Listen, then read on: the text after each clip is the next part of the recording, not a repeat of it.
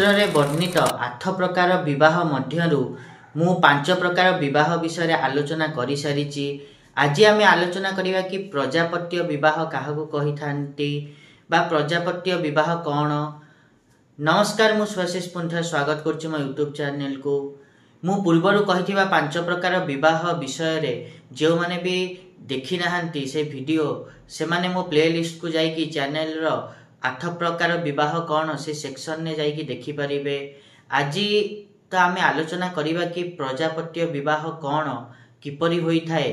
ता पूर्वरु सबना भली गोटे रिक्वेस्ट करिया को चाहिबे कि जे माने भी एजाइन चैनल को सब्सक्राइब करनांती सब्सक्राइब करंतु आ पाखतिया बेल आइकन को मध्य प्रेस करंतु जा द्वारा कि मु आगु को जहा भी किछि वीडियो देबी ता नोटिफिकेशन आपण मान को ठीक समय मिलि जिवो।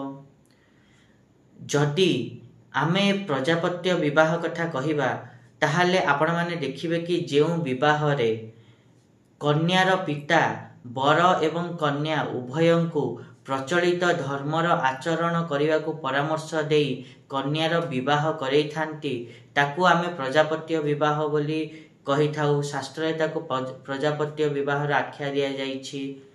आपण मान तो एबे जानि साथिबे कि प्रजापत्य विवाह काहाकू कहंती। आ जदि वीडियो भल लागिछि ताहले निहाती रूपे वीडियो को लाइक करंतु शेयर करंतु आ चैनल को सब्सक्राइब करिया पे न जमाई भूलंतुनी। आज पय टिकी देखावा नेक्स्ट वीडियो रे। रहुछि नमस्कार।